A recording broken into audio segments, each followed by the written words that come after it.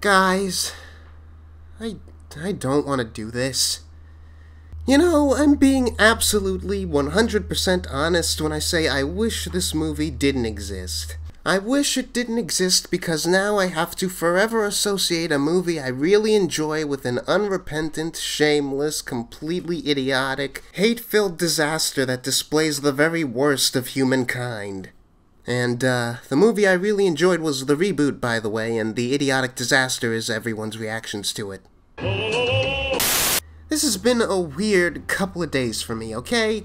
Everything surrounding this movie and people's reactions to it and people's reactions to other reviews of it has been, frankly, depressing. I mean, I don't know, also, my headspace might have just been really iffy because almost immediately after seeing this movie, I got sick. Screw it. You know, just screw it. I had this whole tirade I was going to go on about the whole discourse surrounding this movie, but I just can't. The way that everyone has been going about the discussion of 2016's Ghostbusters, whether it be the legitimately sexist trolls, the subset of fans of the original film who felt entitled to a movie set in the same universe with the same actors, or Sony themselves for gloriously mishandling this film at every conceivable turn, but I don't care anymore, okay? I had like a whole page dedicated to this crap, but I don't care. I'd love to be able to discuss this film on the level of politics or social justice or the legitimacy of remakes and reboots on the whole, but the fact is no one can talk about those things without inciting bloody riots. The fact that I'm going to say anything remotely positive about this film in this video guarantees it's going to get a swarm of dislikes from people who are shocked, aghast even, that I would dare sully the good name of the original Ghostbusters by saying this new film had anything in it that deserved to exist. Watch, it'll happen. I saw the movie, I got thoughts on it, so that's all this is. Just taking the movie on its own terms, giving my honest opinion with no thought to anyone else. I'll compare it to the original for comparison's sake, but this is its own film and I'm not going to dock points for it not doing things the same. Just personal opinion, what worked, what didn't, let's go. Chief among the things I'll be ignoring is that the trailers for this film sucked.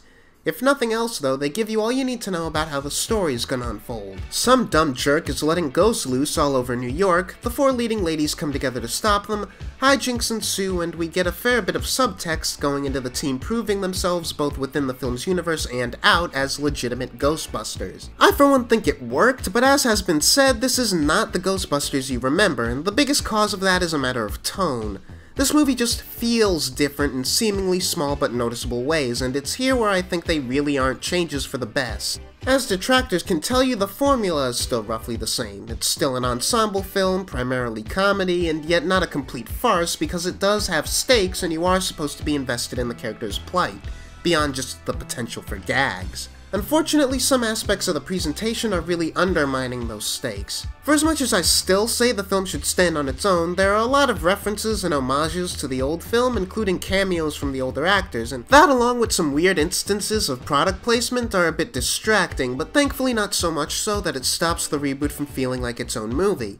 I certainly don't think they'd be enough to take anyone who hasn't watched the original film out of it, and product placement really isn't something that bothers me about most movies, so that's the epitome of a taste issue. What really takes me out of it big time, though, and what's easily the film's biggest problem, is the editing. So many scenes get cut off at weird places and every transition is bizarrely abrupt. It's like the Phantom Menace turned up to bloody 11. Like, seriously, this bothers me. Scenes don't end so much as they just stop, and that's really jarring once you're into what's going on. It's especially bad because I don't think the pacing of the story is an issue. It's literally just the transitions that are screwing up the flow. Believe it or not, Ghostbusters is actually the first Paul Feig-directed movie that I've watched to completion, and given how heavy his movies allegedly are on ad-libbing, I have to wonder if this type of editing is just a regular thing in his films. Like, did they just have to cut particular bits of the actresses getting carried away with themselves and that's why it feels so disjointed? Like, all the scenes will seriously just cut off at the weirdest spots possible. Outside of that, the visual style just isn't very distinct. I'm still in the camp that really likes the ghost designs, but the way the film is shot feels pretty generic, and that's not doing those designs any favors. What made Ghostbusters the original and effective horror comedy is that it was at several key points shot and scored as a horror movie first and a comedy second. It was sorta like Scream in that the funny moments were complemented by some legitimately terrifying stuff. Lots of scenes felt uneasy or unsettling, and it was only the savvy reactions of the four main characters that kept things feeling kinda light. This movie never has that, and while I'm fine accepting it as a comedy with horror and action elements, rather than an even split of horror and comedy, that leads to the issue of the movie's jokes in and of themselves. Humor, like most things, is subjective, but I think it's important that I don't just leave the issue there when it comes to justifying why I think the comedy worked at least, 65% of the time? This reboot trades much of the original's dry wit and sarcasm for more consistently lowbrow stuff, but what matters to me in a comedy isn't how highbrow or mature the joke is. Sure, that's a big part of it, I guess, but what matters to me is surprise. Comedy comes from setup and payoff, context that raises an expectation in the viewer, followed by a visual or dialogue that breaks away from that expectation. Now, you can play around with this a lot. Sometimes what makes a punchline funny is that it's sudden and lacking in proper context. Sometimes you can provide setup that goes without any punchline, and that itself is funny, because the joke is what you're expecting. Or maybe sometimes a punchline that's totally predictable can be made funny anyway by precise timing. It's a fine balance to walk, and you're never going to be funny to everyone, but as far as I'm concerned, a joke has to hit me. It has to have some element of a punch, some element of, this is where I think it's going, but oh, I get it. That's why I think a lot of jokes in this film work for me, and why, yes, I did in fact laugh at the queefing joke. You don't have to like it, but there's a place in the world for asinine slapstick and bodily function humor. The joke isn't that bodily functions are funny in and of themselves, the joke is that you don't see it coming. I think the reason that people have largely soured toward immature, gross-out humor is that any movie that uses one gross-out joke is more than likely to use about 20 more of them. Once that happens, the surprise is gone and they stop being jokes. Now, you can argue all you want that regardless of execution, the place for this brand of humor just isn't Ghostbusters, but again, this movie isn't trying to be that movie. Let's be real, even if this film had gotten the original Ghostbusters sense of humor down to a T, it still would have felt a bit generic in today's entertainment climate, since witty, goofy characters constantly poking fun at the genuinely dramatic or frightening situations they found themselves in is practically everything we consume these days. Again, I haven't watched Paul Feig's other movies consistently like everyone else has, and I have to wonder if maybe I'd see more of his particular brand of setup and payoff coming if I'd been inundated with his previous flicks the way some others have. His other films just usually don't end up on my personal radar, but I can see why people like his other stuff since his style seems to be just letting the cast ad-lib and writing the story around what lands. That's an arguably iffy way to go about things, but what I think makes it work is that I like these actresses and their characters. Speaking of the characters, what's bound to be a sticking point is any of the characters who aren't the main four Busters. Chris Hemsworth as the team's receptionist Kevin, along with all of the minor players, feel like straight-up cartoons. Whether or not they're charming cartoons is largely what's going to make or break the stakes, and I found them mostly entertaining in the small doses we got of them. But regardless of that, I think the main characters hold the movie up well enough. There are a lot of sentimental character beats that sometimes border on sappy, but most of the time work as a way to make the main characters feel just human enough that they anchor a movie full of unrepentant slapstick caricatures who exemplify just how far removed the world of this film is from that of the original film. I wouldn't call any of the characters particularly deep, but Kristen Wiig, Melissa McCarthy, Leslie Jones, and Kate McKinnon are all likable, and I get a lot of chemistry from them. There are exceptions to every rule, of course, but a trend I've noticed is that whether or not you enjoyed any of this film can be linked to how in love you are with McKinnon's character Holtzman. And oh boy, does she leave the biggest impression. The movie seems like it's going out of its way to push her as the breakout role, and I think it's safe to say a lot of the movie is going to ride on her. Everything about her from the second she first appears on screen is dedicated to making sure she's the character you remember when you leave the theater. She's kooky, she's always active, she rarely takes anything seriously, all of that on top of being a textbook mad scientist. You're either going to love her or find her terminally obnoxious. My friends and I loved her and considered her the best part of the film, so that may have a lot to do with why the movie as a whole worked for us. That's not to undersell the other characters, because I do like them too. Leslie Jones as Patty seems almost Jar Jar Binks levels of questionable going by the trailers, but much like Winston in the original film, she's really there to be an everyman as opposed to the ethnic one.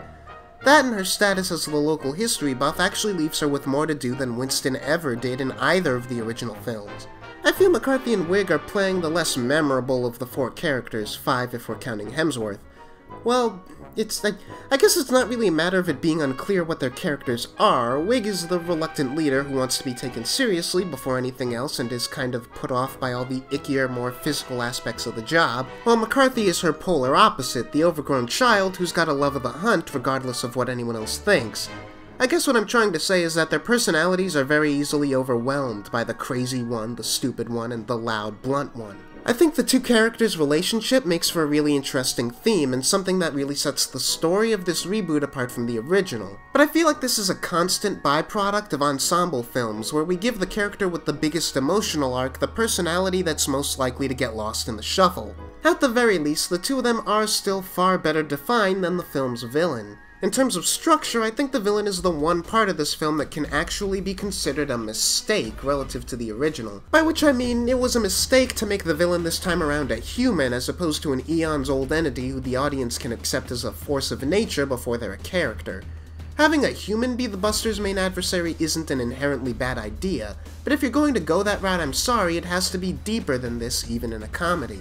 Overall, though, what matters is that I like this team, and I instantly accept them as the new Ghostbusters, regardless of whatever faults the movie might have outside of the 4 of them. If I were into collecting Ghostbusters paraphernalia or whatever, I know I'd want a set for both teams.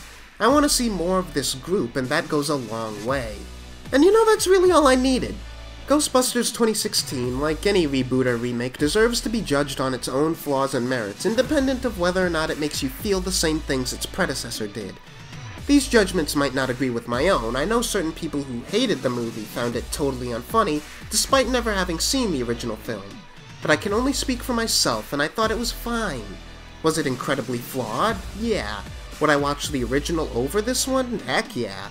But is this new one somehow a massive, irremovable stain on the Ghostbusters legacy? Heck no. It's a decent popcorn flick that I sat down with and got a kick out of. It was ultimately worth the price of admission, and I'm glad I saw it. I would see it again. And even if you wouldn't, you have to admit, the remix of the theme song is pretty bomb. So yeah, that was that video. Now I just have to count down the seconds before it has more dislikes than either of my Batman v Superman reviews combined. Assuming you're not one of the people doing the disliking, and by extension enjoyed me rambling like a weirdo, why don't you click the subscribe button for more regular updates? And also check out my site ponderbig.com, linked in the description, for all of my video reviews along with some written ones, including a recent one about Swiss Army Man, which honestly has to be among the strangest movies I've seen in recent memory. Here's to the next review not being quite as controversial.